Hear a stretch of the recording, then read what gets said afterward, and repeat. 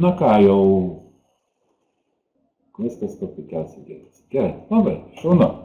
Tai galim pradėti, 3 valandos yra prisijungę prie mūsų klasės, gausi klasė, ačiū visiems, kas prisijungėte, jau 105 žmonės dalyvauja mūsų, jau 7 ir matyt dar gal prisijungs, kai kas dabar prisėda prie kompiuterio ir pradeda prisijungti, tai ačiū visiems, jau 7, 8, dieve, kaip sparčiai auga, čia žinot, kitose balsavimuose, kur visokie. Gerai, tai mes prisistatysim dabar. Aš esu Arūnas Bėkšta, iš Lietuvos suaugusių švietimo asociacijos, Nideta pati pasisakyk, iš kur, kas tu esi. Aš esu Nideta Iratskienė iš Lietuvos dailės muziejaus meno pažinimo centro. Na va, matai, visai gerai gaunasi. Neblogai.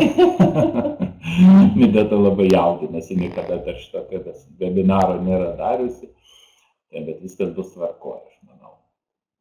Taigi, pradedam mūsų šitą susitikimą.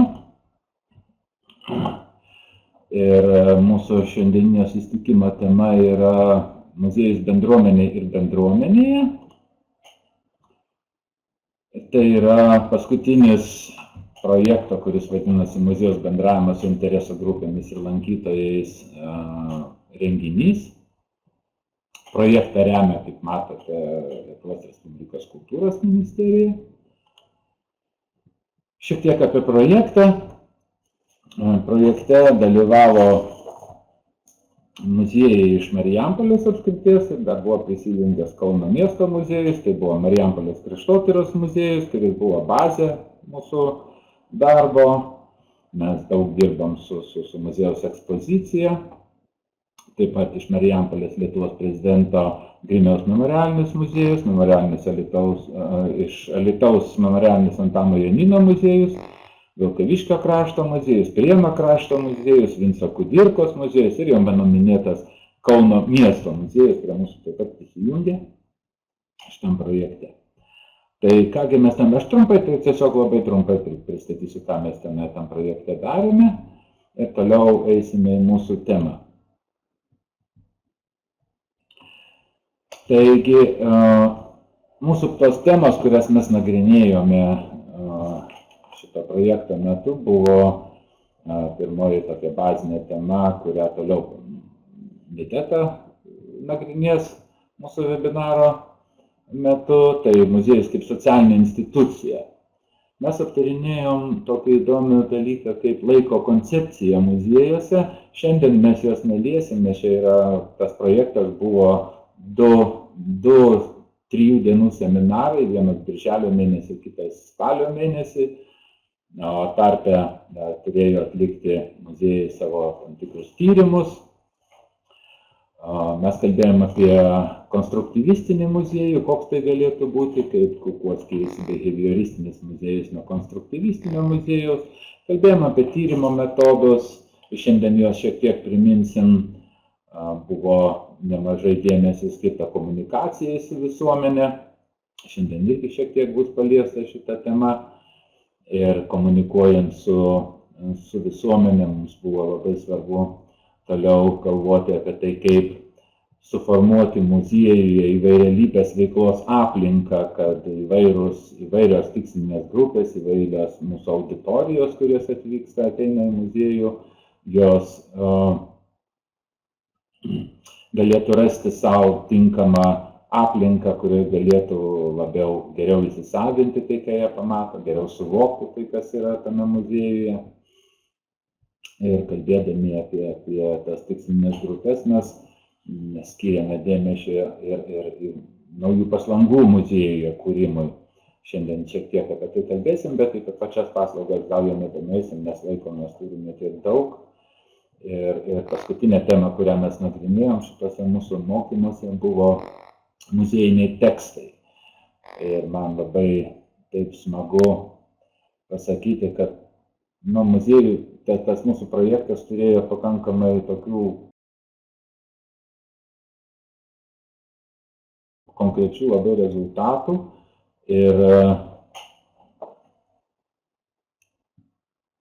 Ir muziejai, išsiskirstant muziejai labai ne vienas, o keli iš muziejų atstovai sakė, kad va štai, kai mes grįšime, tada iš tikrųjų, pirmas dalykas, ką mes padarysim, tai persižiūrėsim savo tekstus, kurie yra muziejai tiek etikečių prasme, tiek informacinių tekstų įvairiausių prasme.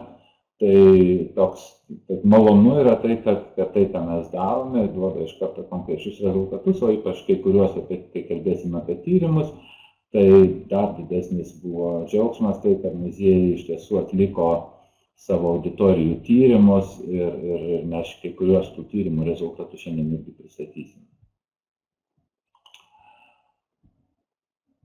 Tai šiandien mes aptarsim muziejaus misiją šiuolaikiniai visuomeniai. Vėlgi grįšim prie muziejaus interesų grupių ir jų poreikių tyrimo metodų.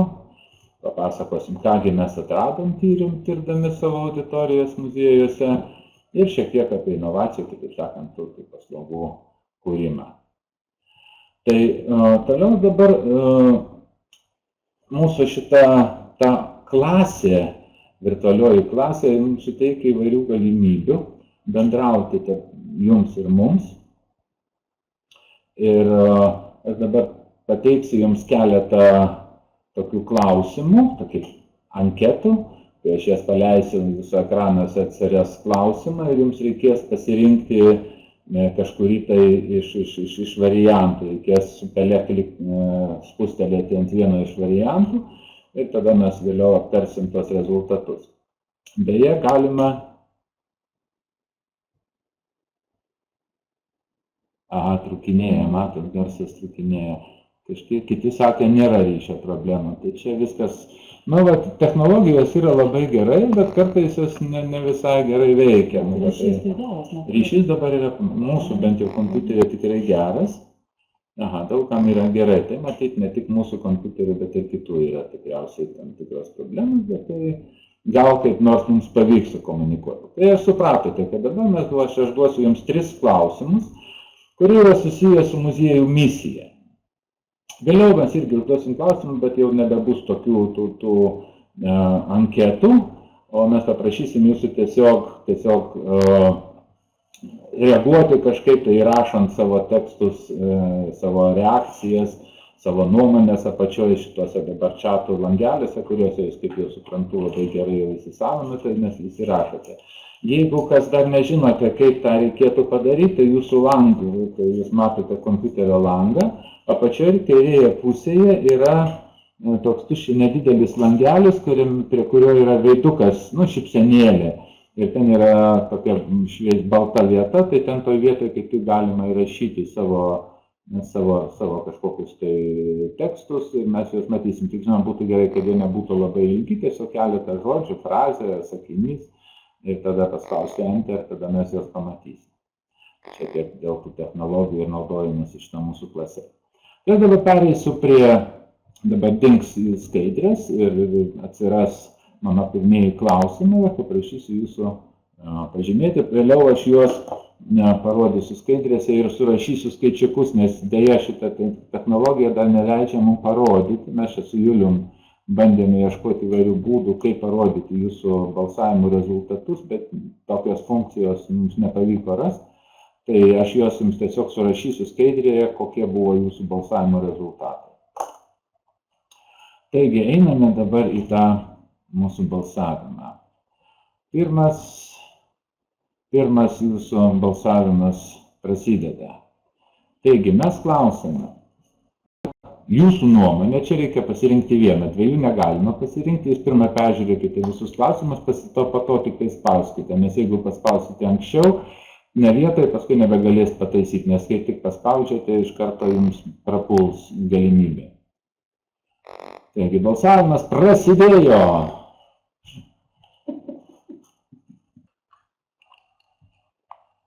Validėta esi. Galim biškį ką toliau geriau pasitraukti, nes jeigu reikia, nes arčiau. Mes čia matom rezultatus ir jie labai įdomus yra iš tikrųjų. Kol kas labai įdomiai klostosi situacija. Mes nesufleruosime, čia žinote, kaip šitame balsavimuose apie dainas ir šokius. Tai kad galėtum, aha, šičia atsilieka šitas, tai už jį daugiau balsuokite. Tai čia mes šitą nedarysim. Kviečiam tiesiog, jūs balsuojat, mes stebime, pamatysi, kai jau matysim, kad balsavimas sustojo, jau nebesikeičia skaičiukai, tada mes jau jį ir sustabdysim. Tai aš dabar matau 22, 30, 50, 70 žmonių jau pabalsavo. Tai visai nemenkai, praėjusią savaitę kažkaip tik pusę prisijungdavo balsuoti. Na, šį kartą mes čia gražų rezultatą turim. Taip jau matau, nelabai keičiasi. Tai turbūt ir užteks. Tai aš dabar jau sustabdysiu balsavimą, jūs galite nebebalsuoti. Dar kažkas vis dar bando prisidėti, bet jau taip nesmarkiai, nes visi iškart puolė padaryti labai greitai rezultatai auga. Dabar jau tiek staptelėjo. Tai turim dabar 50, 80 šiek tiek daugiau. Gerai, tai aš matau jau, kad daugmaž sustojo, tai aš dabar stabdau balsavimą.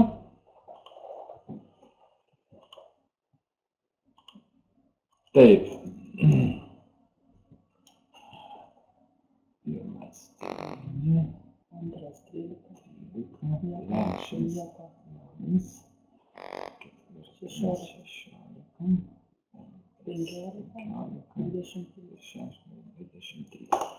Gerai, mes einame į prezentaciją, aš pabandysiu jums surašyti tos skaičiukus į skaidrį, kurie yra tie patys klausimai.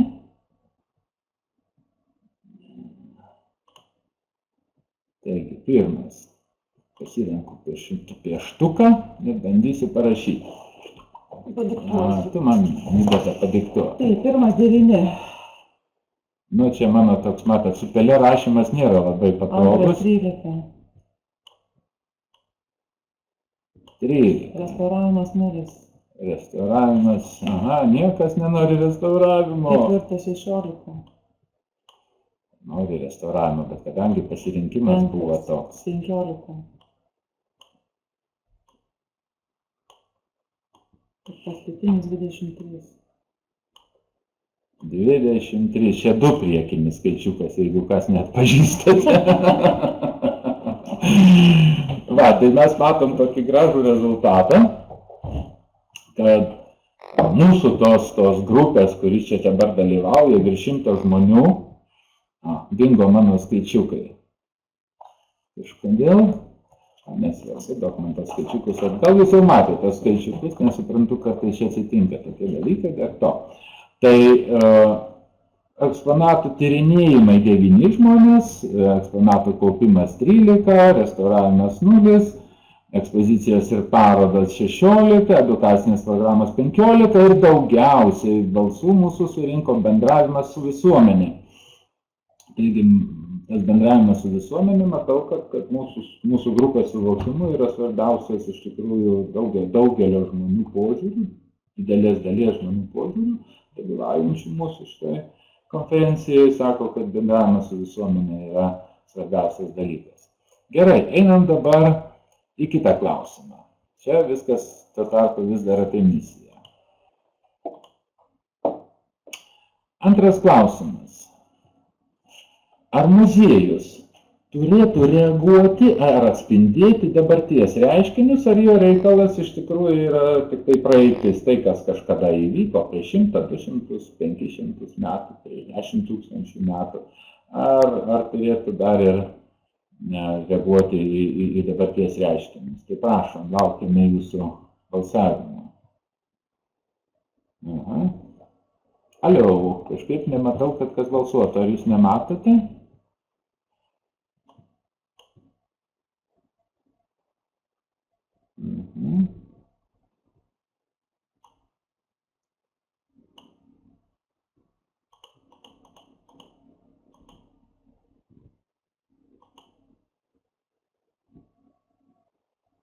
Bet aš nematau visiškai jokio rezultato balsavimo. Reikalas. Aha, matau, kad jūs sakėte, jau pabalsavau, balsuojame, bet mes nematom rezultatų.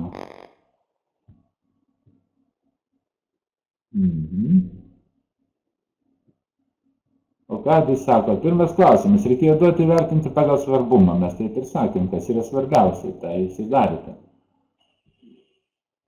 Kažkas taip pas mane negerai su balsavimais. Ar neištrynė kažkas mūsų balsavimo? Nu, su technologijom kartais taip atsitinka. Dabar aš nebematau, man neberodo apskritai balsavimo rezultatą. Viskas gerai, viskas. Jo, Juliau, viskas gerai, bet aš nematau nieko. Čia yra problema.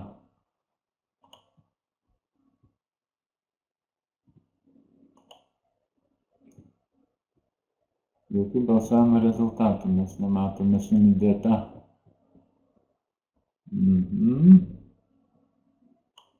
Ar jau kas nors girdisi? Jau girdisi, tvarkoj. Tai mes atsiprašom dėl tų techninių kliūčių, kurie čia dabar atsirado. Taigi, pas mus buvo klausimas, bet mes jo dėja negalėjome matyti jau, ir dabar jo irgi nėra. Klausėm apie tai, ar muziejus turi reaguoti, atspindėti dabarties reiškinius. Tai iš patirties galim pasakyti, kad daugelis atsakydavo, kad taip turėtų reaguoti ir į dabarties reiškinius, ne tik tai apie praeitį kalbėti muziejus. Na ir mūsų trečias klausimas, kurio irgi kažkodėl jisai dingo iš apklausos klausimų. Mes norėjom paklausti, ar muziejai turėtų teikti tik nešališką objektyvią informaciją, ar turi pateikti objektyvią informaciją ir pasiūlyti jos interpretaciją, ar turėtų pateikti objektyvią informaciją, tačiau taip pat formuoti temas, kelti klausimus, provokuoti diskusijas. Tai, aš matau, kad daugumas jau balsuojate jau čia, kad visi sakote, kad trečias turi pateikti objektyvią informaciją, tačiau formuoti temas ir kelti klausimus bei provokuoti diskusijas. Matosi jūsų atsakymai, ačiū labai, kad jūs sugalvojate būdą atsiliepti į tos klausimus ir rašydami atsakymus čatuose. Labai ačiū. Taigi, matom labai aiškiai dauguma, absoliuti dauguma sako, kad ne tik tai turėtų tik tai pateikti informaciją, bet turi kelti klausimus. Gerai, ačiū labai visiems. Einame toliau, dabar aš jau perduodu balsą ir vaizdą Midetai. Na, šiandien iš tikrųjų mes pamėginsim su jumis įsiaiškinti apie muziejų, kas iš tikrųjų muziejus kaip socialinė institucija yra ir iš tikrųjų kodėl tos diskusijos pastaruoju metu Lietuvoje vyksta. Tai kokios yra svarbiausios muziejaus funkcijos, aš manau, jos tyrinėjant muziejų istoriją labai aiškiai rodo, kad jos jau vyksta nuo pat pirmųjų muziejų įsikūrimo 18 amžiuje ir iš tikrųjų muziejininkai labai aktyviai diskutuodavo, ar tos funkcijos, kurios yra numatytos ten kaupti, saugoti, tyrinėti, restauruoti ir populiarinti, yra pačios svarbiausios, ar muziejai turėtų prisimti kažkokių dar papildomų funkcijų. Ir būtent 18 amžiaus viduryje, 19 amžiuje atsirado ir pradėtos vystyti taip dabar aktualios švietimo ir sociokultūrinės muziejų funkcijos, kurios iš tikrųjų yra ir tuo metu buvo labai aktualios ir dabar labai aktualios yra. O būtent 20 amžiaus pradžioje prasideda labai aršios diskusijos tarp senos ir naujos muziejų veiklos doktrinos. Kas iš tikrųjų yra ta sena ir nauja doktrina ir kaip jinai iš tikrųjų, ar jinai yra aktuali dabarties laikotarpiui. Tai parodyti. Tai ta sena doktrina pirmiausia teigia, kad muziejus kaip grožas gali egzistuoti tam, kad egzistuotų. Kaip sakė vienas 20 amžiaus pradžios muziejaus direktorių, kad jeigu jau muziejus vertingas vien tik tai dėl to, kad jisai saugo tai, ką jis yra sukaupęs. Jau vien tai jomis, reiškia, jo ta reikšmė visuomenė yra labai didelė. Naujoji doktrina tuo tarpu teigia, kad visos institucijos, kurios gauna paramą iš visuomenės piniginės, tarp jų ir muziejai, turi iš tikrųjų parodyti labai konkrečius savo veiklos rezultatus, kuriuos būtų galima įvertinti. Ir tos diskusijos iš tikrųjų vyko labai įdomiai ir ginčijamasi buvo ir patikėkit, iš tikrųjų analizuojant muziejų istoriją labai aiškiai matosi, kaip muziejininkai aktyviai kėlė klausimus ir ieškojo atsakymų. Kitas dalykas, kurį norėčiau paminėti, kad būtent 20 amžiaus 8-9 dešimtmetyje paveldosaugoje ir muzeologijoje prasidėjo labai tokie ryškūs pokyčiai ir į paveldą imta žiūrėti kaip į produktą, kur yra skirtas šiuolaikinio vartotojo poreikiams tenkinti. Ir būtent tuo metu atsiranda tokia labai ryški takoskyra tarp tradicinių muziejų ir postmodernių muziejų. Tai dabar pirmiausia, tradicinių muziejų pats pagrindinis veiklos tikslas tai buvo materialaus paveldo apsauga ir orientavimasis į objektą į praeitį. Kai tuo tarpu postmodernieji muziejų tikslas buvo socialinė plėtra, kasdieninio gyvenimo problemų sprendimas bei orientacija į visuomenę. Jo aiškiai Saulius Poška čia jau pakišo nagus. Kas yra? Kodėl? Rašo. Matyt, Saulius Poška pakišo, nes kažkur trūkinėja garsai vėlgi. Tai ir ta takoskyra iš tikrųjų tarp tradicinių muziejų ir postmodernių muziejų, jinai akivaizdžiai yra tęsiasi iki pat mūsų laikų ir 21 amžiuje iš tikrųjų tai labai aiškiai matosi. Dabar, jeigu kalbėti apie muziejų vaidmenį šiuolaikinėme pasaulyje, tai mes iš tikrųjų galime, mes dabar turim tiek mažai laiko pamėginti, paanalizuoti, koksgi tas iš tikrųjų vaidmuo tam šiuolaikinėme pasaulyje yra. Tai pirmiausia, mes turim labai aiškiai savo pasakyti, muziejininkai ypatingai, kad yra tiesioginis poveikis šalies, regiono ir rajono, sakysim, socialiniai raidai ir yra netiesioginis poveikis. Jeigu kalbėt apie tiesioginį poveikį, šalies, regiono, rajono socialiniai raidai, tai pirmiausiai mes galime pastebėti, kad yra iš tikrųjų labai svarbus muziejų įnašas į šalies bendrąjį vidaus produktą. Statistikos departamento duomenimis Lietuvoje kiekvienas namų ūkis kultūrai išleidžia maždaug apie 3% visų išlaidų. Aišku, daugiausiai tų kultūrai pinigų skiria danai, suomiai, čekai maždaug apie 5%, bet kokiu atveju tas įnašas Lietuvos žmonių į kultūrą iš tikrųjų irgi labai svarbus yra.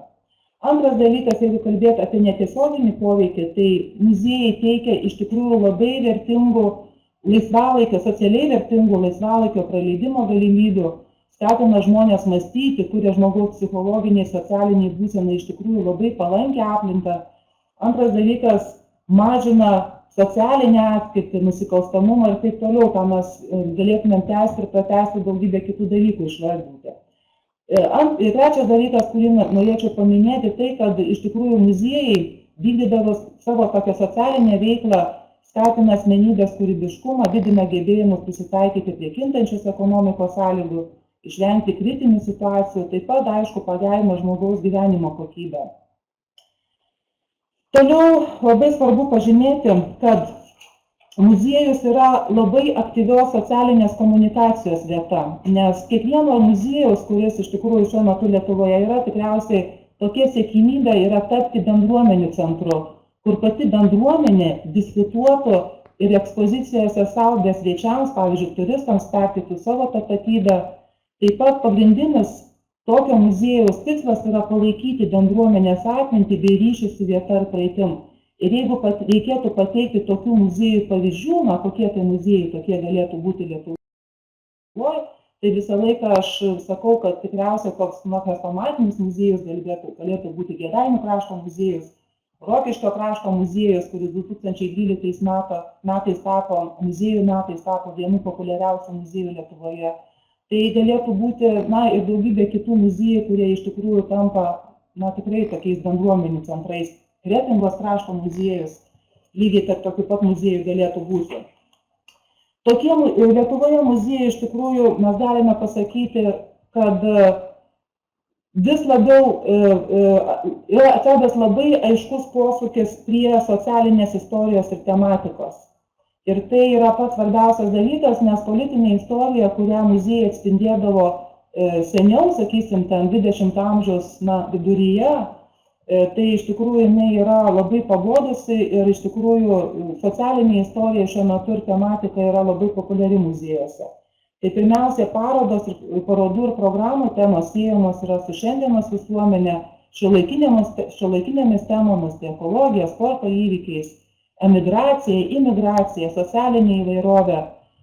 Ekspozicijos ir istorinė medžiaga yra priartinama iki šių dienų ir programos parodos dalyviui suteikiama tikrai daugiau atpažinimo ženklų, kurie taptų tokia rišančia grandimi tarp praeities ir dabarties.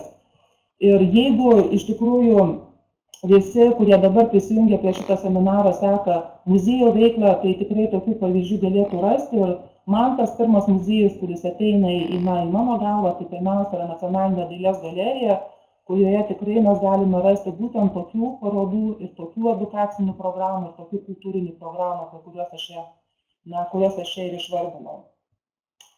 Kitas dalykas, kuris iš tikrųjų labai aktualus šiuo metu muziejams yra, tai yra socialinė partnerystė. Muziejai iš tikrųjų ieško labai glaudžių ir efektyvių kultūros, turizmo, švietimo, glaudžių ir efektyvių ryšių su kultūros institucijomis, turizmo institucijomis, švietimu ir verslu. Ir aš labai džiaugiuosi iš tikrųjų, kad pastaraisiais metais mes galime pastebėti labai tokį, pastaruosius metus tikriausiai visus, galim pastebėti labai tokius efektyvius ryšius su švietimo institucijomis ir visa ta dabar veikla, kuri vyksta rengiant bendrą koncepciją švietimo ir kultūros ministerijų, tai tikrai yra labai tokia, labai gera. Ir antras dalykas, ne tik tai, kad ieškoma glaudžių ir efektyvių tų ryšių, bet iš tikrųjų ta veikla ir koordinuojama, yra rengiamos bendros programos, nes tik socialinė partnerystė ir gali išspręsti, mano požiūrį, tas problemas, kurios egzistuoja aplamai mūsų visuomeniai. Taip kad bet kokiu atveju, jeigu ir apsibrėžiant, sakysim, kas yra pagrindinė ta muziejaus misija arba kokios tai yra, kas tas muziejus šiandieniniam pasaulyje yra, tai tų funkcijų iš tikrųjų mes galime atrasti daugiau ir kai dažniausiai atliekami tyrimai, tai dažniausiai yra matoma, kad yra sakoma, kad muziejus turėtų būti ir švietimo institucija, ir socialinė institucija, ir kad bendravimas su visuomenė ir visuomenės įtraukimas į muziejaus veiklą, aktyvus įtraukimas į muziejaus veiklą, iš tikrųjų jis yra labai perspektyvus ir jisai duos tikrai labai gerą rezultatą. Aišku, ačiū Nideta. Gal turit Nidetai klausimų?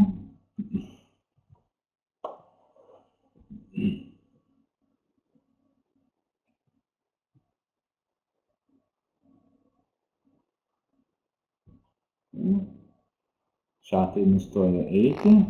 Paskutinis yra Aušros Dambrauskienės. Labas, šaunuolė. Ačiū labai, žinoma. Neaišku, kam tikriausiai Nidetai per šaunuolė. Gerai. Pakartoti muziejaus pavadinimus, kurį, kaip pavyzdį sakėte, tai iš tikrųjų tai yra Rokiškio krašto muziejus, Kėdainių krašto muziejus, tai yra Kretingos krašto muziejus, tai yra tas pats jūrų muziejus. Iš kurio Mika yra. Tai yra ir Šiaulių aušros muziejų, kurie nepaminėjau, bet visą laiką sakau, kad jų pastarųjų metų veikla ir tai, kaip jie įtraukia lankytojus į savo veiklą, ir kaip jie bendrauja su visuomenė, iš tikrųjų tai rodo labai gerus rezultatus. Reiškia, tų muziejų aš galėčiau žymiai daugiau išvardinti, nes, kaip žinote, Lietuvoje yra 109 muziejų. Klausia, mokykliniai muziejai, kaip rasti jiems projektų pažintiniam veikloms? Aš manau, kad mokykliniams muziejams reikėtų ieškoti socialinės partnerystės su muziejais, būtent su tais valstybiniais muziejais, kurie yra. Ir tada tokiu atveju rašyti bendrus projektus, kurti bendrus projektus ir manau, kad iš tikrųjų tas finansavimas iš tikrųjų atsiras. Ir dabar, jeigu ta Švietimo mokslo ministerijos ir kultūros ministerijos bendra koncepcija dėl muziejų edukacinių programų bus parengta ir strategija, jeigu jinai bus parengta, aš manau, kad atsivers iš tikrųjų perspektyvos labai didelės ir mokyklinės muziejams.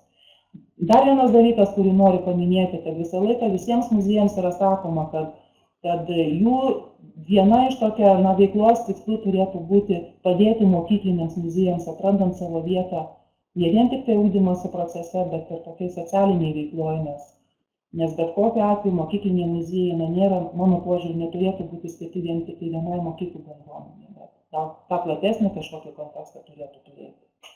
Ačiū Nideta už atsakymą. Gerai, einam dabar, kadangi Nideta taip gražiai dabar jau privedė prie bendravimo su visuomenė ir bendravimo su tiksliniam grupom, tai tik mes pereisim prie tos kitos temos apie tikslinės grupės ir apie interesų grupės ir tokį nedidelį apibūdinimą, kas tai yra tos interesų grupės. Ir po to pereisim jau prie tų tyrimų ir tyrimo rezultatų, kuriuos mūsų muziejai, kurie dalyvavo, pateikė. Taigi interesų grupės yra publikos muziejaus, su kuriais apskritai bet kokios institucijos interesų grupės, tai čia jeigu taip bendrais apibūdinimais kalbėti, yra labai svarbus tie, kurie atsako už galutinį sprendimą dėl muziejaus. Koks jis turi būti, kur jis turi eiti, tai šiuo atveju. Jūsų norėsim paklausti, kas jūs manote yra svarbiausias šitos interesų grupės ir publikos muziejų, kad tai čia bendrais apibūdinimais. Tuo tarpu tai yra tie, kurie valdo išteklius, kurie gali prisidėti įgyvendinant kažkokius muziejaus tikslus ir sprendimus, arba gali pakišti koją, lazdų pakaišioti į ratus, kurie gali trukdyti įgyvendinti mūsų kažkokius tai siekius, turi informacijos toje srityje, kurioje mes dirbame, patirties turi toje srityje. Tai žinoma yra lankytojai, kurie irgi gali būti įvairios grupės tų lankytojų. Tai mūsų klausimas dabar būtų toks, vėlgi labai kviečiam jau dabar atsiliepti į čatus, į šitą mūsų pokalbių langelį. Tai jeigu tai pasižiūrėti iš savo muziejaus pozicijos, kasgi dabar čia yra tie, kas iš tiesų muziejui yra labai svarbu su kuo bendrauti. Ir konkrečiai jau nebe į tas, kaip sakant, grupėmis, bet, sakykime, jeigu yra koks nors savivaldybės muziejus, tai kasgi čia dabar yra lankytojai ir klientai, matau iš karto, lankytojai turi informacijos, yra lankytojai, bet kas yra tie, kurie turi informacijos? Čia aš neklausiu dabar, tiesiog norėčiau, kai jūs parašytumėt konkrečius dalykus, čia ne balsavimo klausimas yra dabar, tiesiog būtų smagu iš jūsų išgirsti, pamatyti, perskaityti, kas yra lankytojai. Mes visi kalbam, kad lankytojai yra labai svarbu, žinoma, be abejonės. Mes jiems esame tikriausiai.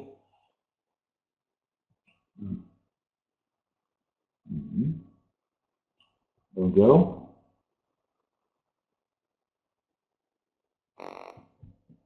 Žlugdo sprendimus savivaldybės biurokratai. Tai savivaldybė. Jo, tai savivaldybės biurokratai yra labai svarbus. Ir steigėjas. Taip, tai šiuo atveju jeigu savivaldybės muziejus, tai savivaldybės taryba. Jo, nes nuo jų priklauso tiek mūsų finansavimas, steigėjai, šeimos moksleiviai.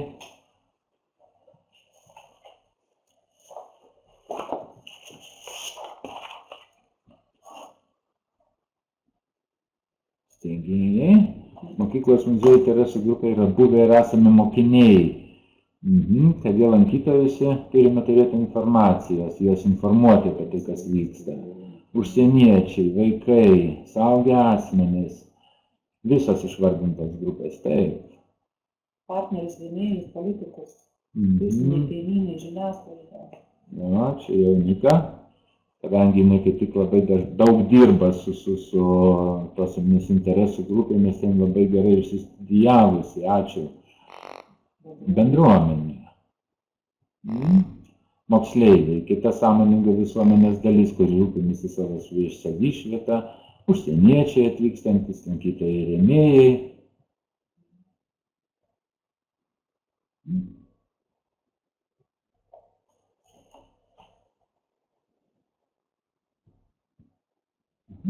Gerai. Netgi politinės organizacijos. Jo partneriai, kas yra partneriai šiuo atveju, būtų įdomu, kas galėtų būti muziejų partneriai.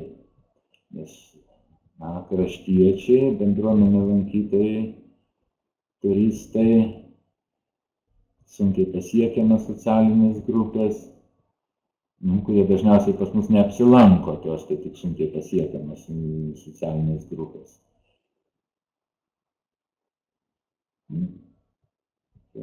Gerai, ačiū. Turistai. Na, aš dabar čia tokią skaidrelę parodysiu, kur aš sudėliojau irgi kažkaip tai panašiai iš to, ką mes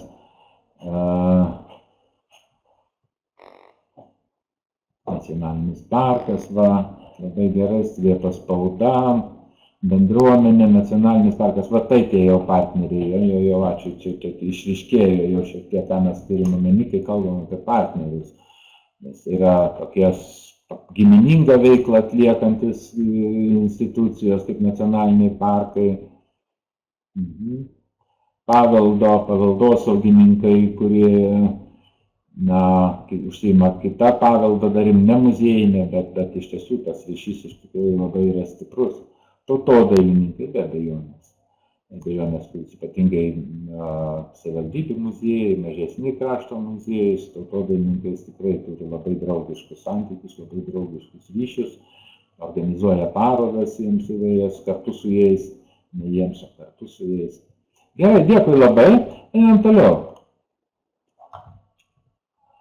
Taigi aš, taip apibendrinant, galima būtų pasakyti, tai mes kalbėjom, tai yra savivaldybės kažkokie tai valdininkai, tai meras, vicemeras, nes nuo jų priklauso, dažniausiai yra koks nors vicemeras atsakingas už kultūrą ir su juo palaikyti santykių, ryšį, kalbėti, bendrauti, įtraukti į muziejaus veiklą, tai ypatingai svarbu, nes kaip jau sakėm, nuo jų priklauso sprendimai, pinigai, dėmesys savivaldybės.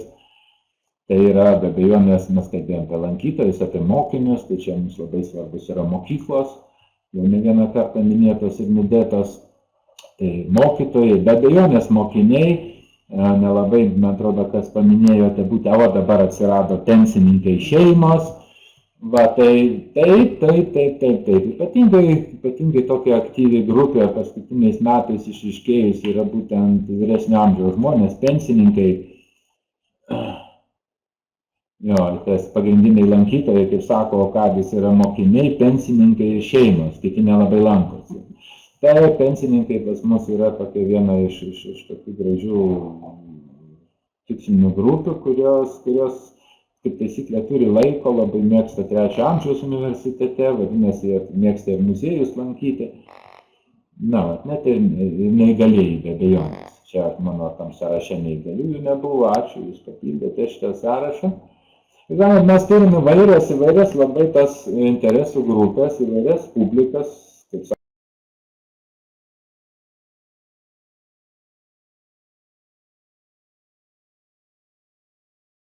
sakė Nika Puteikienė, interesų grupė iš tiesų yra labai daug. Klausimas yra, kiek ir kaip mes aiškinamės, kiek mes su jiem komunikuojam, kaip mes su jais bendraujam, kiek mes aiškinamės, ko jie siekia, ko jie nori, kaip jie mato muziejų, kokie jie įsivaizduoja muziejų, ko jie tikisi iš to muziejaus. Todėl to jų interesų aiškinimas tampa viena iš labai svarbių muziejų veiklos sričių. Ir mes šitam projekte su tais muziejais, kurie dalyvavo, mes aptarinėjom, kaip reikėtų tyrinėti, kaip reikėtų aiškintis tos interesus, pateikėm jam tam tikrų metodikų, kaip sudarinėti klausimynus, kaip formuoti klausimus. Jie sudarė, kiekvieną muziejų sudarė savo klausimynus ir tarp tų dviejų mūsų sesijų jie atliko tyrimus. Dabar pirmą pradžioje aš dabar dar priminsiu, kokie tie tyrimai, kokius mes dažniausiai tyrimus atliekam, sakykime, muziejuje, kokie metodai galėtų būti. Tai pirmas, žinoma, yra anketos įvairios, kurias galima platinti, dalinti muziejus lankytojams, bet būtų gerai ne tik tai muziejų lankytojams, bet ir dalinti tas anketas ir apklausas daryti už muziejaus ribų. Nes mes pastebėjom, kad iš tų tyrimų, kuriuos darė mūsų muziejininkai, jeigu jie pateikia anketas muziejuje, tai gauna labai mandagius atsakymus dažniausiai, nes čia dažnai stovi tas muziejininkas šalia, kuris pateikė tą anketą ir tie atsakymai labai gražus, labai patogus muziejui gaunasi, mes džiaugiamės tokiais atsakymais. Bet būtų gerai išeiti iš muziejaus ir paklausti žmonių, kurie ne dabar atėjo į muziejų, o tie, kurie galbūt ir nesilanko muziejuje, galbūt buvo pernai ar užpernai tik tame muziejuje, ir su jais pabendrauti, jų paklausti. Tai tokius dalykus mūsų muziejininkai irgi padarė.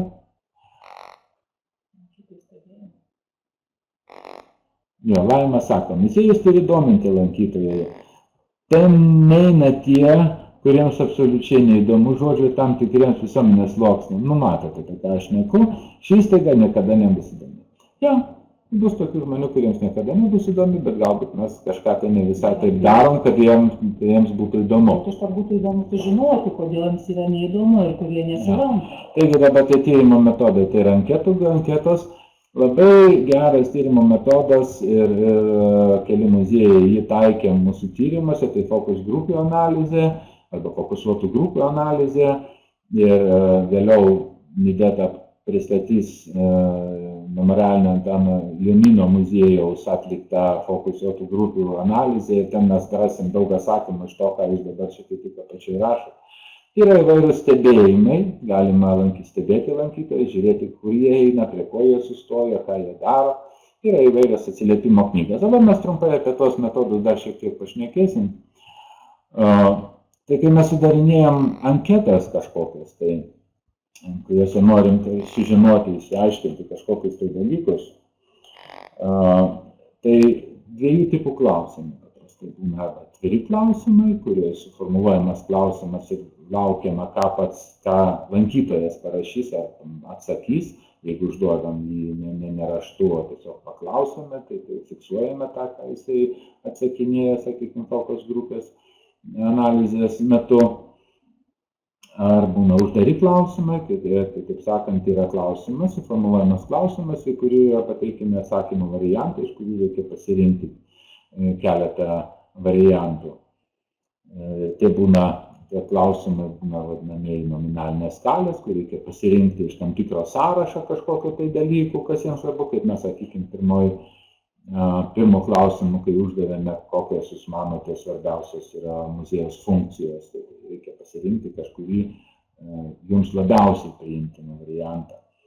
Tai yra ranginės skalės arba Likerto vadinamosios skalės, kur yra įvertinamai arba nuo vieneto iki 5, nuo vieneto iki 7 arba 3, patinka, nepatinka, arba man nerūpi.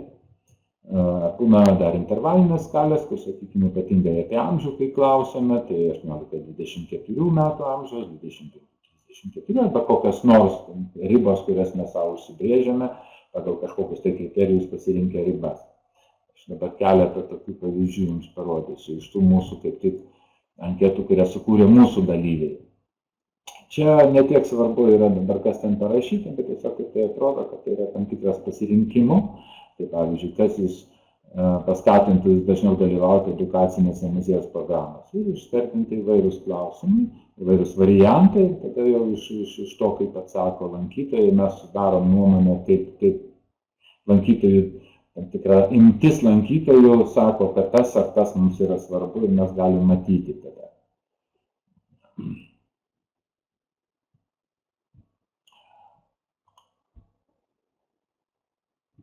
Čia Likerto skalės pavyzdys, kaip reikia įvertinti, įvertinti edukacinių programų vedėjų darbą, arba tas, štai čia amžių grupių irgi pasirinkimas, kai mes norime išsiaiškinti, kokie lankytojai, koks profilis lankytojų lankėsi ir kokius atsakymus, sakykime, ką jaunesni labiau kreipia dėmesį, ką vyresni kreipia dėmesį. Paprastai būtinai reikia paklausti, koks išsilavinimas yra žmonių, tada galima filtruoti tos atsakymus pagal išsilavinimą, pagal amžių, pagal tai iš kur yra, ar iš miesto, ar iš kaimo ir panašiai, tada tos atsakymus galima šiek tiek tyrinėti ir analizuoti plačiau ir įdomiau.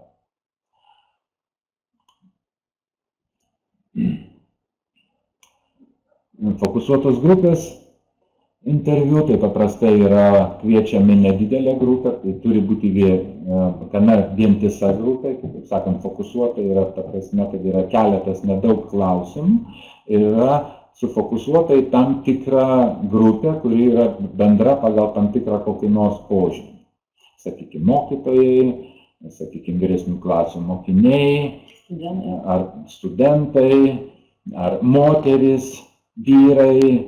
Sakant, yra pasirenkama tam tikra vienu požymiu sujungta žmonių grupė, kurioje jungia vienas požymis kažkoks tai, ir tada su ta grupė yra suformuluojami yra klausimai, su ta grupė yra tie klausimai aptarinėjami. Paprastai yra ne vieną kartą tokie susitikimai daro, kadangi jų grupės nedidelis, tai reikia bent jau 3, 4, 5 kartus tokią grupę sukviesti ir mes matytumėm tikrai objektyvų vaizdą, kad tai nebūtų vien tik tos mažos grupelės nuomonė, kai mes pakalbam su 3, 4, 5 tokiam grupėm, mums išryškėja iš karto bendri dalykai ir naujų dalykų vėliau jau daugiau dar traukiam, dar kelias fokusuotas grupės, tai iškėja, kad jau naujų dalykų nebeatsiranda, vadinasi galime nutraukti tokį tyrimą.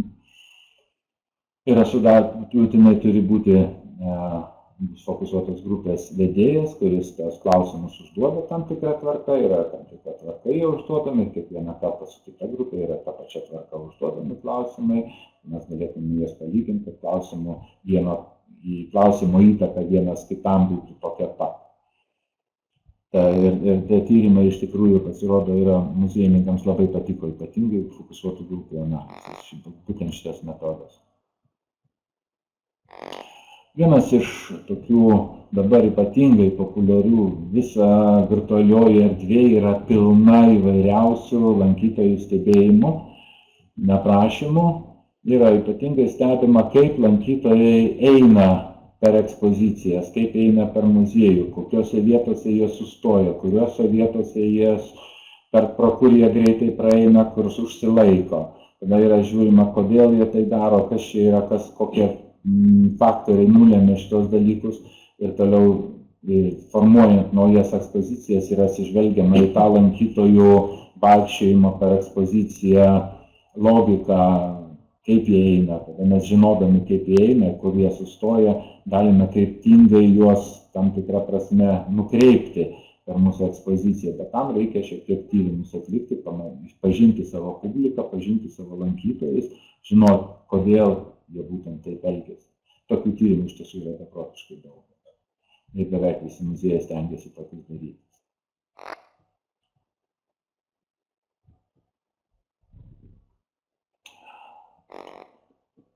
Yra toks labai paprastas irgi metodas, priemonė, tai atsiliepimo knygos. Jas yra labai paprasta parengti, padėję ant stalo, nuoroda yra, sakykime, galim darbuotojas muziejaus, salių budėtoja, dar kas nors gali pakviesti, parašyti savo atsiliepimą. Žmonės paprastai nevengia, jie mielai tai padaro, ypatingai jeigu patiko kas nors, jeigu nepatiko, dar labiau patinka jiems tai parašyti, kas nepatiko. Tai būna ir teigiami, ir neigiami atsiliepimai, būna labai dažnai žmonės įrašo savo kontaktinę informaciją, savo telefoną, jeigu jūs ypatingai to paklausėte. Galima tada dar paskambinti, paklausti, pasiaiškinti, pasigilinti giliau, kodėl kas nors jam nepatiko, kas ten konkrečiai buvo, kokia situacija buvo susikloščiusi. Trūkumai tokių knygų, žinoma, yra tai, kad, suprantama, tai nėra struktūrizuotas dalykas, tai nėra mokslinis tyrimas, daugiausiai su content analizė, su tekstų analizė susijęs, labai daug emocijų, paprastai netiek daug informacijos, užtat sunku gana analizuoti tai dalykus, bet jie irgi atspindi tam tikrą lankytojų požiūrį. Ja, ir mes perdodam linkėjimus delfinams. Sugrįžusi. Tai dabar šiek tiek aptariam tos tyrimus, kokie yra dažniausiai naudojami ir aš jau paminėjau, kad mūsų dabar priminsiu, tiesą sakant, mes einame į tos namų darbus, kuriuos atliko muziejai ir kągi jie ten atrado, tyrinėdami. Bet prieš tai buvo labai įdomus klausimas, berods ne klausimas, bet toks pastebėjimas, Nikos berods, apie tai, kaip parengti ekspozicijas, programas, kad būtų įdomios skirtingo amžiaus išsilavinimo, poreikių, interesų lankytojams.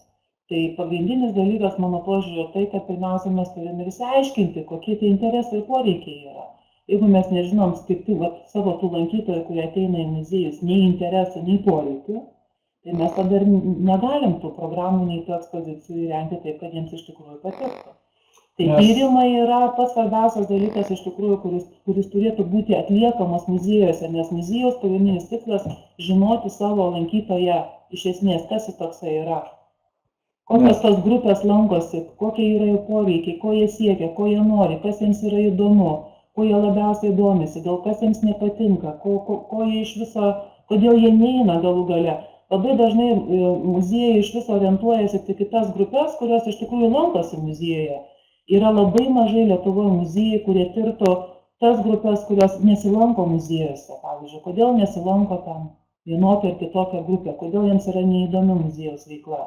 Tai būtų labai įdomu va tokią grupę ištirti, kalbėti su jais, išsiaiškinti įvairius dalykus ir galbūt tada iš tikrųjų atsirastų kažkokie sąlyčio taškai ir galbūt iš tikrųjų muziejus taptų žymiai patrauklesnis ir kažkokia tai jų laisvalaikio praleidimas. Dar atsakant į tą klausimą, kaip reikia konstruoti ekspozicijas, kad tik tam ir anam, tai mes Marijampolės muziejuje šito projekto metu, kai tik ir buvom padalinę muziejininkus į skirtingas grupės, kurie turėjo žiūrėti, eiti per ekspoziciją, Marijampolės muziejaus ekspoziciją. Ir turėdami omeny, mes aptarėm, kokie interesai yra tų grupių, jie turėjo pateikti savo vaizdinius, kaip jie mato, kaip jie galėtų, kaip jiems atrodo, galėtų būti pakeista šita ekspozicija, kad atitiktų vieną tikslinę grupę, kiti kaip kitai tiksliniai grupiai, treti kaip trečiai tiksliniai grupiai. Ir atsakymas išeina toks, kad apskritai muziejus turi būti daugiasluoksnis. Daugiasluoksnis. Tiek eksponatų prasme, tiek informacijos prasme, kuri yra tenai pateikiama, daugiasluoksnis. Mes negalim padaryti muziejaus vien tik tai vaikams, arba vien tik tai pensininkams ar suaugusiesiems, ar vien tik tai neįgaliesiems. Vadinasi, atėjęs kiekvienas turi rasti savo tai, kas jam galėtų būti įdomu, bet tai, kaip jau sakė Nideta, jeigu mes nežinom, kas jį įdomina, kas jiems yra įdomu, kodėl jie apskritai eina į muziejus, ko jie tikisi iš to muziejaus, tai bus gana sudėtinga tai padaryti, kad tie tyrimai iš tikrųjų labai svarbu. Antras dalykas, kurį norėčiau pasakyti, kad kai mes kalbam apie tokias grupės kaip suaugusieji arba apie patys mokiniai moksleiviai, tai mes turim atsiminti, kad ta grupė jinai yra labai nevienalytė. Suaugusieji yra skirstyti, jos mes galim suskirstyti dar atskiras pogrupus. Ir vaikus taip pat, ir pradinukai, ir vyresnių klasių mokytojai yra labai skirtingi mokiniai. Tai yra vidutinio amžiaus, tai yra jauni suaugusieji žmonės, tai jų poreikiai, jų interesai iš esmės visiškai skirtingi yra. Tai vat pirmiausia, iš tikrųjų, kiekvienas muziejus turėtų pradėti nuo to, kad tiesiog iš tikrųjų jis turėtų žinoti savo lankytoją, ir žinoti jo poreikius ir interesus. Ir tada iš tikrųjų galbūt ir spręsti tuos dalykus, kurie tose tyrimuose labai aiškiai matysis. Nika vėl įdomus, Nika visada turi gerų minčių ir sako, kad būtų labai įdomus muziejus, kuris būtų skirtas neįgaliesiems ir jame būtų labai įdomu apsilankyti ir sveikiems žmonėms. Tai tokių pavyzdžių labai aiškiai buvo tie muziejai, kurie bandė tokius dalykus daryti, tai rengti ekspozicijas neįgaliesiems. Tai ten labai dažnai ilgiausiai užsibūdavo įgalūs žmonės. Čiurlionio paroda, kuri Vilniuje buvo, kur buvo taktilinė ekspozicija, kur galima buvo liesti, užsidėti ausinius palietus atskiras Čiurlionio sureliefintus paveikslus. Buvo galima girdėti garsus, buvo galima girdėti komentarus ir panašiai. Ir ką jūs manote, ten neįgalėjai stovėjo, užsidėjo ausines ir čiupinėjo tos paveikslus? Ne, ten žiūrėjo daug tų, kurie girdi ir mato. Ir jiems čiupinėti nereikėtų, bet jiems buvo labai įdomu. Ir mes esam rašę apie tai, kad jeigu kuri kažkokį tai dalyką, sakykime, ekspoziciją, tai kurk ją neįgaliajam. Tai vadinasi, tam, kuris yra sveikas, tuo labiau bus patogi. Jo, sakykime, dabar paskutiniai tokie, nenorėčiau kritikuoti, bet mes su Nideta buvom nuėję į Valdovų rūmus ir pasižiūrėjom labai gražią ekspoziciją, ypatingai archeologinę, antrą aukštą, ten, kur jau Valdovų rūmai, ten visokių turėčiau pastabų, bet archeologinių dalykų iš tikrųjų labai įdomu. Bet sakykime, kai yra kokios nors etiketės parašytos, jos padėtos yra labai žemai, labai smulkių šriftų parašytos, tai galite įsivaizduoti, kad net jau mano amžiaus žmogui, arti 60, gali būti sunku pasilenkti. To labiau įžiūrėti, aš jau dabar jau paskutinius metus, jau 5 metus su akiniais vaikštau. Tai jeigu aš akinių neturiu, aš ten nieko neskaitysiu. Tai vienas reikia rašyti taip, kad jis skaitytų tas, kuris su akiniais vaikšto, tai tas, kuriam be akinių yra, jisai tuo labiau įskaitys kokią problemą. Bet mes padarom labai mažus tekstus, labai smulkių šriftų, kurio net jau ir, atsiprašau, ir sveikas žmogus nelabai gali skaityti, tik tai vaikai gali įžiūrėti. Taip kad Nikos pastaba yra labai teisinga. Taigi einame tos namų darbus, kuriuos atliko mūsų muziejai. Vilkaviškio krašto muziejus patyrinėjo edukacinės programas, tai patyrinėjo, kokias edukacinės programas eina, ko tikisi edukacinių programų lankytojai. Buvo sukurta anketa. Prienų krašto muziejus, jie tyrinėjo visuomenės ir platesnį visuomenės požiūrį į muziejų, vykdoma dabar rekonstrukcija, kai tik vyksta remontas, galvojama apie naują ekspoziciją, jie tik tą progą, buvo gera proga, tada pabendrauti su bendruomenė ir išsiaiškinti, ko žmonės tikisi iš naujos ekspozicijos. Vinco Kudirkos muziejus irgi padarė lankytojų apklausą, kaip jie jaučiasi, viskas ten gerai, jie klausė ir apie leidinius, kurie leidžiami apie Kudirką, pakanka, nepakanka, ko dar reikėtų muziejui iš lankytojų pusės. Jaunimo muziejus atliko labai įdomų tyrimą, kurį Niketa vėliau pristatys, tai jie kalbėjosi su studentais, su Alytaus kolegijos studentais, ir kalbėjosi ne muziejui, o nuėjo į kolegiją. Tai aš sakiau, ne muziejui, o už muziejaus ribų geriau būtų tos tyrimus atlikti, tada žmonės tiksliau, objektyviau atsako į klausimus. Ir Marijampolės krašto muziejus, ir prezidento Griniaus muziejus, jie kartu dirbo, jie irgi darė fokus grupės analizę, bet darė jau dabar mokinių, 12 klasių mokinių apklausą apie muziejus, kodėl jie lankosi, kodėl nesilanko, ko jie tikisi iš muziejaus. Ir tos tyrimus mes dabar norim šiek tiek pristatyti, parodyti, kągi mūsų muziejai rado. Taigi klausimas, kas lemia jūsų apsisprendimą lankytis Prienų krašto muziejuje? Daugiausiai žmonių, čia tiesiog absoliučiais skaičiais, čia ne procentais, absoliučiais skaičiais, daugiausiai tai, kad žmonės domisi istorija ir kultūra. Domėjimasis istorija ir kultūra yra pagrindinis jų įėjimo į muziejų priežastis. Nemažai žmonių, to beveik tiek pat, eina į muziejų dėl to, kad muziejuje vyksta renginiai. Ne tiek į ekspoziciją pasižiūrėti parodų ir ekspozicijos, bet atvyksta būtent į muziejuje organizuojamus renginius. Yra įtraukta, kodėl atėjo, todėl, kad lankymas muziejaus yra įtrauktas į ekskursiją. Kitaip sakant, atvyksta žmonės turistų grupės autobusu į miestą, aplanko miestą ir yra vienas sustojimo punktas, yra muziejuje, todėl jie ten ir vaikšto, kadangi yra punktas, toks reikia sustoti. Mokomosios programos, čia pagrindiniai tokie pagrindiniai lankytojų priežastis, kodėl jie lankosi, kas lemia jų apsilankymą Prienų muziejuje.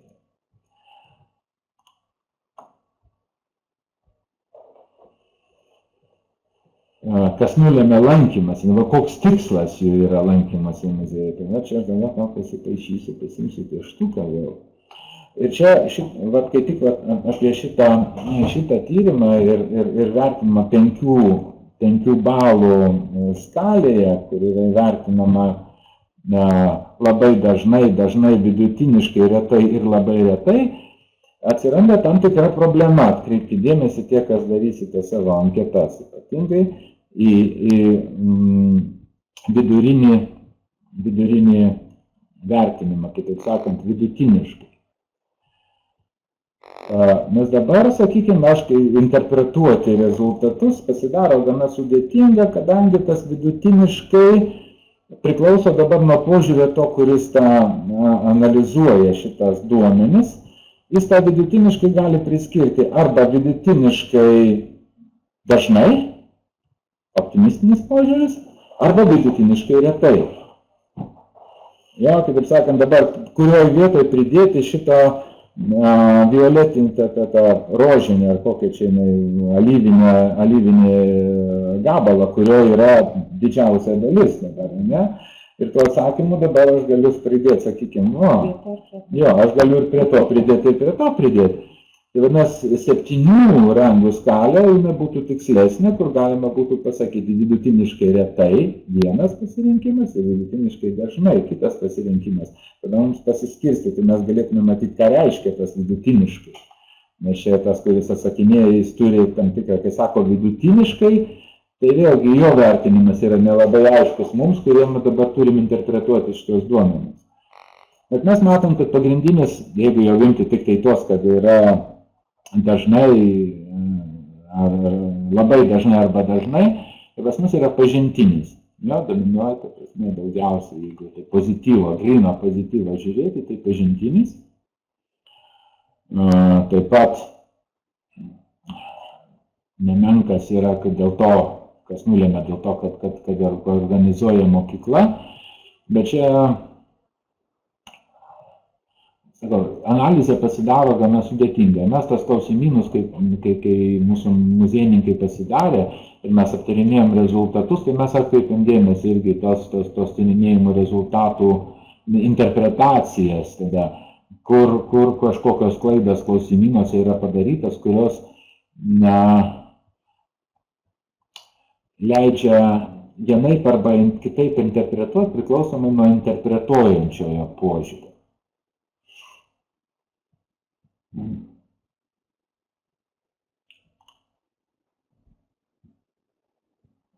Kas motyvuotų jūs apsilankyti Prienų krašto muziejuje po renovacijos, buvo užduotas klausimas. Ir daugiausiai atsakymų buvo, kad gera ekspozicijos kokybė, šiuolaikinė ekspozicija. Pasižiūrėkim, kaip sakant, ekspozicija 78, iš viso jeigu susijęs su ekspozicijos kokybės klausimais. Nes ekspozicijos kokybė yra labai vis tik tai žmonėms svarbi. Čia buvo klausiami žmonės, kurie nelankosi, ne iš muziejų lankytojų, bet būtent vėlgi iš už muziejaus ribų. Ir taip pat vėlgi mes matom, kad organizuojami renginiai ir mokomosios programos yra labai svarbu tiems žmonėms, kurie atsakinėja iš tos klausimus. Taigi, ekspozicijos kokybė.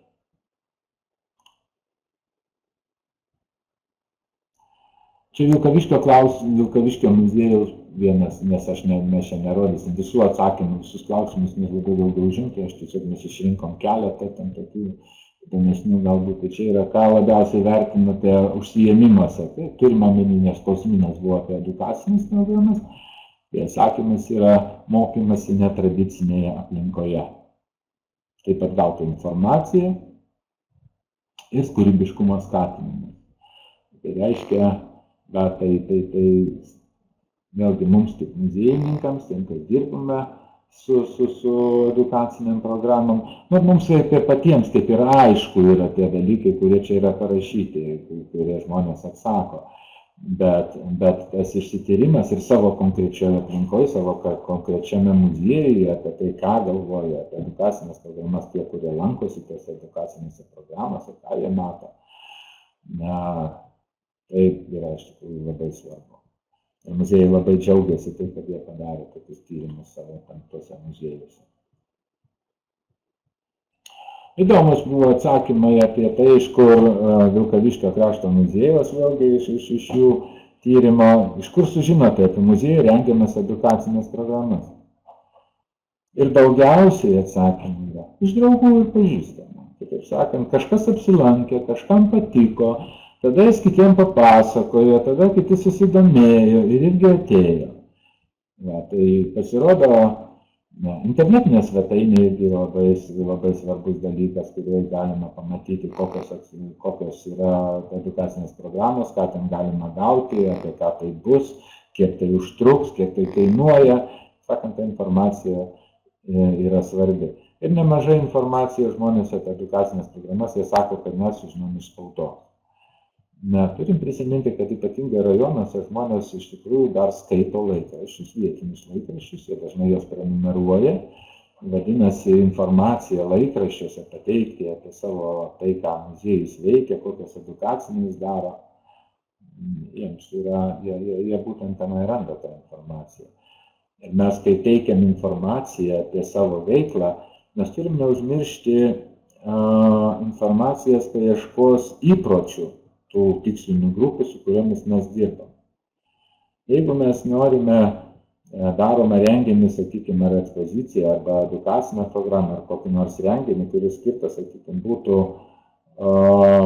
pensininkams, ir dedam tą informaciją į internetą ir manom, kad mes čia dabar jau pasiekėme tą interesų grupę, tai mes labai smarkiai klystame, nes jų informacijos ieškojimo įpročiai yra kitokie nei internete. Jie daugiau skaito laikraščius, klausosi radijo. Taip, kad reikia labai fokusuotai, už tai mes atkreipiam dėmesį seminaro metu, fokusuotai teikti informaciją, tą tiksliniai grupiai, kurią mes norim pasiekti. Jeigu mes to nedarom, paduodam bendrą informaciją, padedam internetą ir laukiam, kad kas nors galbūt pamatys ir galbūt ateis, tai tikėtis, kad jie pamatys ir ateis, šansų yra nedaug, nes jie daug kur lankosi įvairiuose. Tada pirmą reikia, kad jis užeitų į muziejaus tą tinklalapį.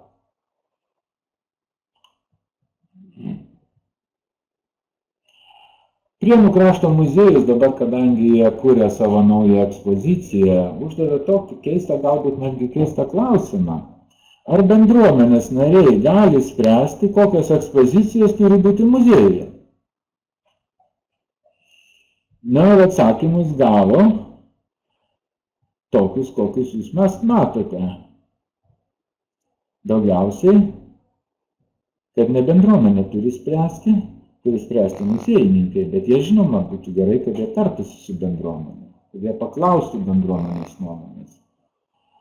Tam tai yra tam tikra problema, gal nesigilinsim, dėl ko tas klausimas atsirado, bet jisai pakankamai įdomus atsakantis dar į tą klausimą, kad apskritai bendruomenė mano, kad su jie turėtų tartis apie tai, kokią naują ekspoziciją, sakykime, krašto muziejuje turėtų būti.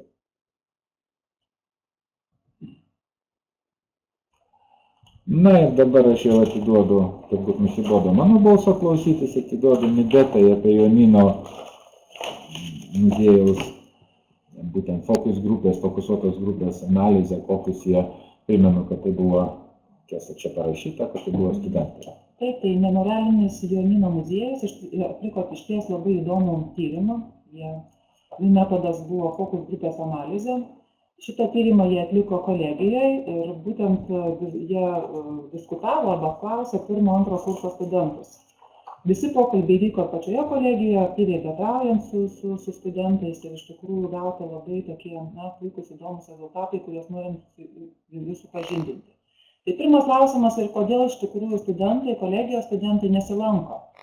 Tai šitą klausimą atsakymai buvo tokie, kad jiems yra neįdomu, kad nieko nėra naujo, nėra susidominimo, nėra laiko čia lankytis.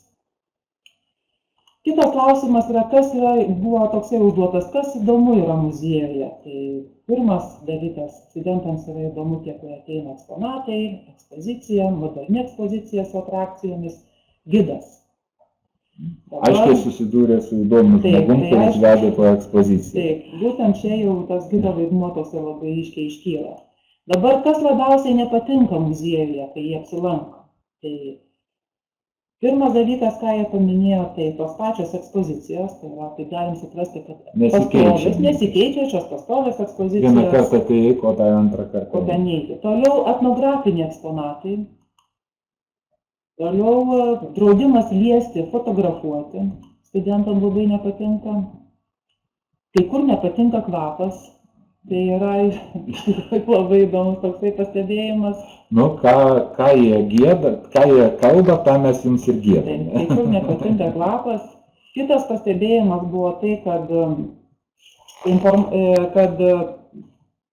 informacijos kita kalba trūkumas ir tai, aš manau, iš tikrųjų aktualu ir visiems kitiems Čia muziejams. akivaizdžiai buvo apsilankę su ko nors atvykusiu iš užsienio ir negalėjo nieko paaiškinti, nes nebuvo nieko, kaip sakant, užsieniečiai nieko negalėjo suprasti, nes nebuvo jokių užrašų kitokiam kalbom. Taip, monotoniškas gido pasakojimas, toksai pastebėjimas buvo.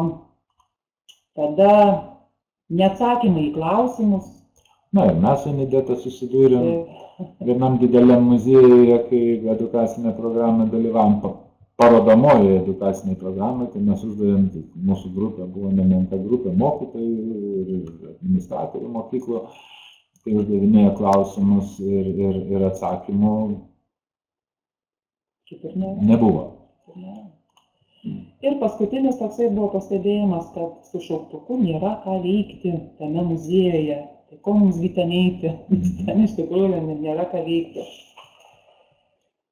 Toliau, dabar kaip studentai įsivaizduoja tą lankytoją, reiškia tą žmogų, kuris eina į muziejų, toks klausimas jiems buvo užduotas. Tai pirmiausiai jie parašė, kad visiškai nepanašu į juos pačius. Jie atsakė, jie nerašė, jie atsakinėjo, buvo kokios grupė. Tai yra visiškai nepanašu į juos pačius. Tai yra tas žmogus, kuris muziejuje lankosi kartą per mėnesį. Tai yra menininkas, pensininkas, mokytojas, turistas, intelektualus žmogus, žingeidus, aktyvus, besidomintis.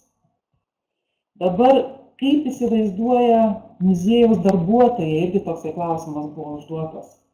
Tai čia išvardinta yra labai daug, aš galėsiu paskaityti, tai pirmiausia, nuobodus, paslaugus, įdomus, griežtas, iškalbus, komunikabilus, linksmas, nepiktas, kaip bibliotekininkė, niūrus, piktas, entuziastingas, malonus, pasišventęs, kaip gidas. Taip sakant, su įvairiais susidūrė. Nes būtent. Vieni su vienokiais susidūrė, kiti su kitokiais susidūrė, bet apskritai dominuoja pozityvus požiūris į muziejininką. Taip pat studentam buvo užduotas toks klausimas, koks turėtų būti muziejininkas. Studentai atsakė, kad muziejininkas turėtų būti aktyvus, energingas, mokantis sudominti žmonės, apsiskaitęs, išmanintis žmogaus psichologiją ir mokantis kitas kalbas. Dabar studentam lygiai taip pat buvo užduotas klausimas apie muziejų veiklą. Na, kokia ta pagrindinė muziejų veikla iš tikrųjų yra. Tai studentai daugiausiai iš jų paminėjo, pagrindinė muziejaus veikla iš tikrųjų yra pažintinė arba šviečiamoji, tą jie visi pabrėžė.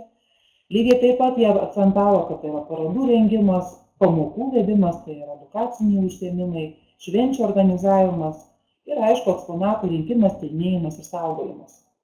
Tai tokias, aiškias, pagrindinės muziejaus funkcijas jie išvardino. Ir neskaitydami muziejų misijų ir strateginių dokumentų ir taip toliau. Matyt, nesunku buvo sugalvoti, suprasti, kad štai yra tokios. Tai jeigu studentams duotumėm tikslą suformuluoti muziejaus misiją, aš manau, jie puikiausiai tą padarytų ir netgi kartais geriau negu patys muziejininkai. Dabar buvo užduotas klausimas, ar reikalingi muziejai, kaip galvoja studentai, ar tie muziejai iš tikrųjų reikalingi. Tai jie visi atsakė, kad muziejų reikia, nes išliečia žmonės, atsežė šalies krašto istoriją, tačiau pažymėjo, kad muziejų veikloje iš tikrųjų labai daug trūkumų, ekspozicijos visur vienodos, nuobodu, nėra įdomių vertingų eksponatų, nėra reklamos, neužtenka ekspozicijos vertingo eksponato, reikia žmogaus, kurį šitą įdomus papasakotų. Tai vėlgi šito atveju jie pabrėžia, kad yra tas darbuotojas, muziejaus darbuotojas iš tikrųjų yra labai svarbus. Ir buvo reiškias pokalbė, diskusijos metu buvo tokia nuomonė, kad muziejaus veiklos trūkumas yra savo darbų nepatenkintas muziejininkas, tada ir nėra dėmesio lankytojų. Tai vėlgi mes matome tą. Kažkas susidūrė su nepatenkintų muziejininku, kuris kitas klausimas, kuris nebuvo labai atidus. Taip, buvo užduotas studentams, tai kaip pagyvinti muziejų veiklą. Tai pirmiausia, bendrauti.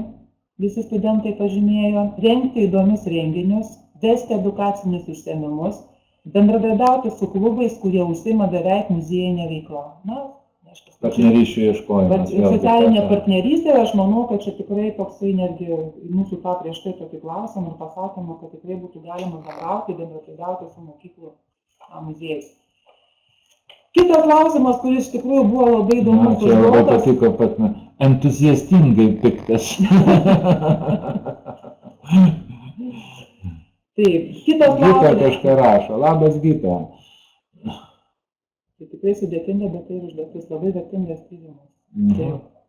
Bet čia iš tikrųjų mes tikrai labai džiaugiamės tais tyrimais, kuriuos padarėm. Tai nebuvo labai didelis mokslas, kaip suprantam. Bet rezultatai, tie muziejai pirmą kartą iš tikrųjų pačiupinėjo savo lankytoją. Ne tik tai lankytoją, bet ir žmogų, bendruomenę. Ne tik lankytoją, čia yra pirmiausia iš tikrųjų, kad ne tik lankytoją, bet su jais kalbėjosi, aiškinosi. Ir va šito galbūt mums iš tiesų trūksta.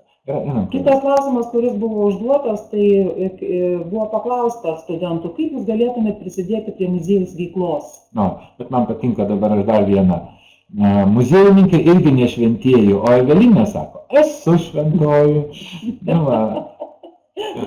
Tai kaip tie studentai galėtų... Jeigu reikia pozityviai save žiūrėti, kas kitas dar pozityviai žiūrės, jeigu patys nepozityviai. Tai va čia yra tas klausimas, jeigu į savo veiklą žiūri pozityviai, tai tada tas pozityvas nueina ir į tą lankytoją, į tą, su kuriuo susitinka. O negatyvas jis irgi atneša savo. Dar vieną noriu pasakyti vieną frazę, tokią galbūt gerą. Tyrimų nemažai buvo atlikta apie muziejų lankytojus. Danai buvo atlikę ir mes čia neseniai bendravom su tais danais, kurie tos tyrimus buvo atlikę, kai buvo pirmininkavimo konferencija Vilniuje kultūros klausimais. Tai viena iš priežasčių, kodėl žmonės nesilanko muziejuose, žinote, kokia dažniausiai minima buvo Danijoje. Neigiama muziejaus lankymo patirtis lankant ją su mokykla. Taip sakant, mokymosi moksleiviai, kurie atėjo į muziejų su mokytojais, tas atėjimas užkirto kelio toliau jam, jau kaip suaugusiam žmogui, ateiti į muziejų. Tai labai svarbu yra, vadinasi, tas komunikavimas muziejininko su moksleiviais, kad neužkirstume kelio, kad neatbaidytume jos muziejų, priešingai jį pritrauktume. Gerai, bet tęsiant toliau. Apie matomumą. Taip, kaip iš tikrųjų galėtų... O kodėl tu praleidai prisidėti prie muziejus? Čia labai svarbu buvo.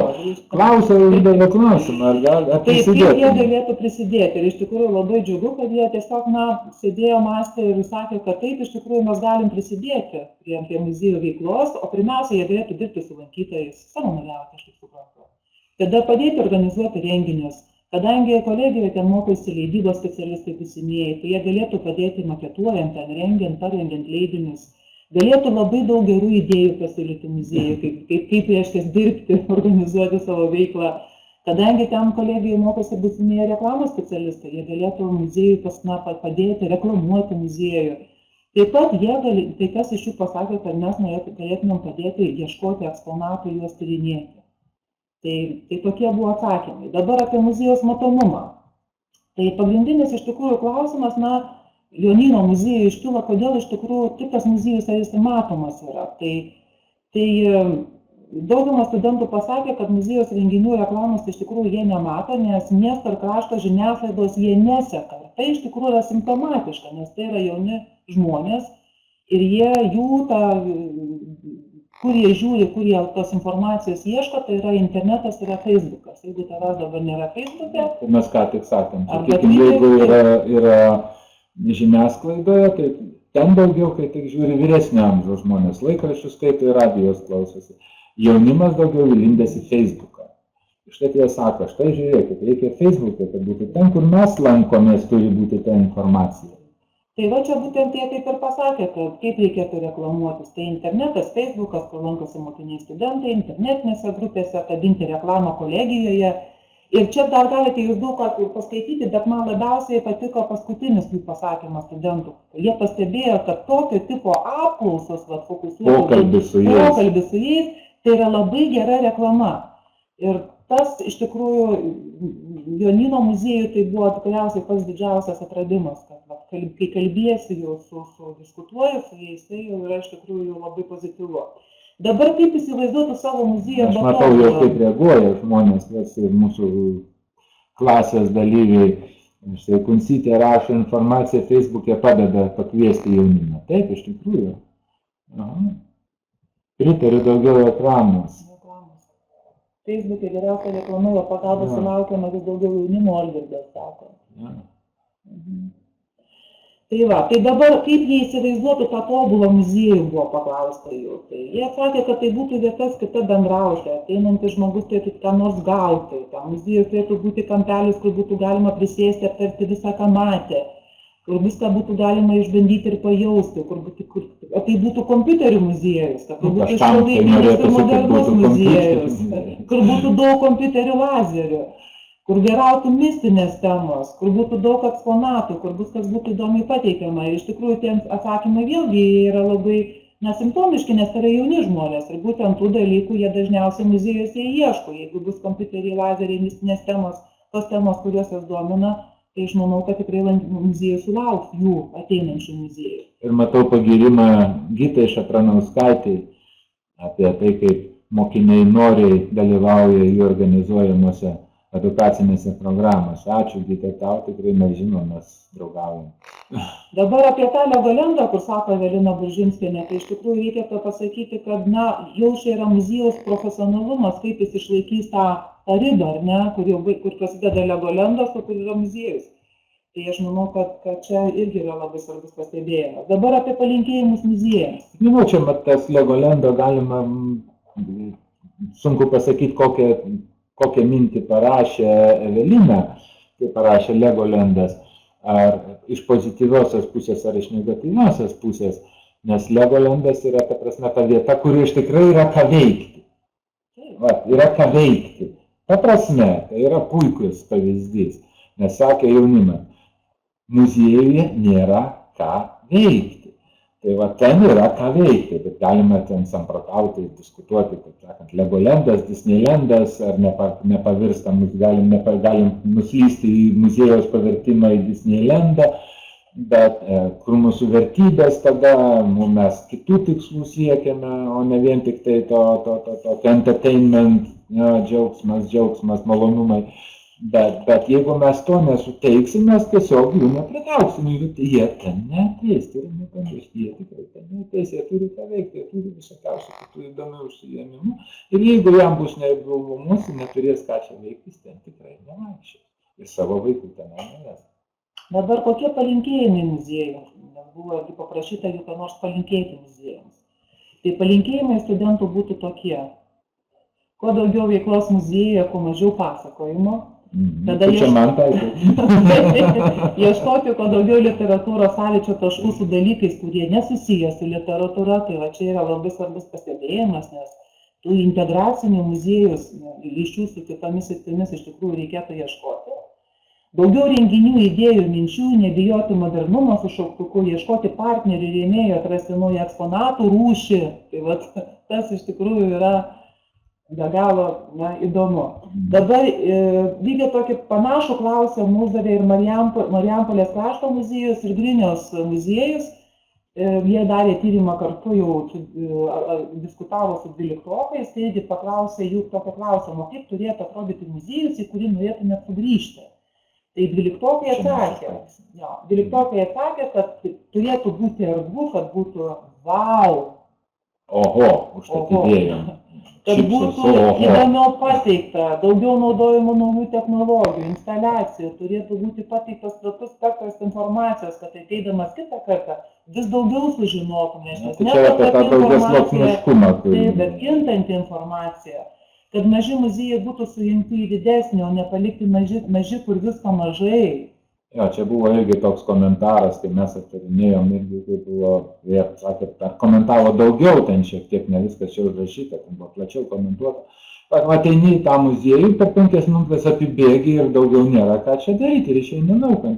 Prasme, jisai nesustoja tame muziejuje, nes jam per menkas jisai yra. Užtai to, visą laiką aš kartuoju, memorialinių muziejų madą reikėtų turbūt jau pabiškai užraukinėti, reikia spindėti asmenybės bendresnėm kontekste, bendra ekspozicijoje, kad būtų matomas jisai jau, sakant, šalia kitų reiškinių Tai vienetiniai tokie dalykėliai mažyčiai, jie iš tikrųjų yra menkai patrauklus ir mažai duoda naudos tiek bendruomeniai, tiek lankytojams, tiek muziejininkams, kuriems po to pasidaro demotyvacija dėl to, kad dirba tame. Na ir paskutinis dvyliktoko toks kaip ir pastebėjimas yra tai, kad muziejuose daugiau turėtų būti meno ir muzikos. Meno, muzikas, kitų dalykų panaudojimas iš tikrųjų tokia neišsemta yra sritis muziejų veikloje. Tai va, čia mes dabar jau kaip ir daugmaž aptarėme tos mūsų tyrimus ir toliau jau kalbėti nebėra, mes išsėmėm mūsų laiką. Mes norėjom su jumis pasidalinti tais atradimais, kurie buvo atrasti tose muziejuose, su kuriais mes dirbame, Marijampolėje, iš aplinkinių muziejų ir iš Kauno istorijos muziejaus. Gaila, Kauno istorijos muziejus tą tyrimą neatliko, nes tuo metu, kai tik tą vasaros metu pas juos vyko tame ekspozicijų rekonstrukcijos ir perdarimai, jie turėjo parengti naują ekspoziciją. Tai vienintelis muziejus, kuris tyrimą nedarė, bet jie, kai mes su jais kalbėjomės, jie labai aktyviai bendrauja su miesto bendruomenė ir pasakoja apie tai, kaip tai vyksta, kaip jie pritraukia žmonės, kaip jie turi irgi Facebooką. Aš noriu atkreipti dėmesį į Facebooką dar kartą, nes ypatingai vienas pavyzdys man dar kartą prisimenu, aš vis kartoju keletą kartų, Rokiškio muziejus, labai turi puikų Facebooko puslapį, per kurį labai gražiai bendrauja su visa miesto bendruomenė, kur kalba ne tik apie muziejaus reikalus, kalba ir apie miesto reikalus, ir apie juodasias gulbes, kurios dingo, lata ir litas, ar lita ir latas, vienas lietuviškas pinigas, kitas latviškas pinigas, ir jie tenai prie muziejaus tvenkiny plaukė, atėjo žiema, jų ten nebebuvo, kažkas Facebook'e paklausė, o kur dingo mūsų lita ir latas? Ir buvo gražiai sakyta, žinote, su jais viskas yra tvarkoj, įdėta nuotrauka, jie dabar šiltai pas būna, ir prižiūrimi, nesijaudinkite, viskas gerai. Tai toks, čia toks pavyzdėlis, bet jis tikrai labai taip gražiai, mano galva, atspindi tą santykį tarp muziejaus ir bendruomenės, bendruomenė domisi, kas yra. Litas ir lata. Litas ir lata, ačiū labai. Tai ačiū visiems, kas dalyvavote, kad buvote prisijungę prie šiandieninės mūsų tos diskusijos, pokalbio. Matėm, kad vyko, mes čia kalbėjome, jums kalbėjome, jūs kalbėjotės tarpusavį, susirašinėjote, labai įdomių minčių buvo, kai kurias mes pagavom, kartais sunku yra stebėti ir tą, ką tu rodai ir ką tu nori pasakyti, koncentruoji dėmesį į tą pusę, kartais praleisdavom galbūt labai gražias idėjas. Jų nepaminėjom, nepasakėm, bet jūs visi jas skaitote turbūt. Ir man atrodo, tas bendravimas, va čia dar plus tas bendravimas tarpusavyje žmonių, kurie dalyvauja tokiai virtualioj klasiai, jis irgi dar papildomas pliusas yra prie tokių organizacinio būdo, kaip virtuali klasė, kaip virtualus seminaras, virtuali paskaita. Mes norėjom irgi išbandyti su muziejininkais, va tai mes, aš Nidetą priešnekinau, Nidetą, einam, padarykime dar ir šitą darbą šitam projekte, nors jau pas mus nebuvo numatytas, bet mes labai norėjom pasidalinti tais rezultatais, tais tyrimais, nevadinkim tyrimais, analizėm, bet jos mūsų galva buvo labai svarbus šito mūsų projekto rezultatas. Ačiū labai visiems, ačiū tau. Ačiū tau, Arūnai, iki malonių susitikimų.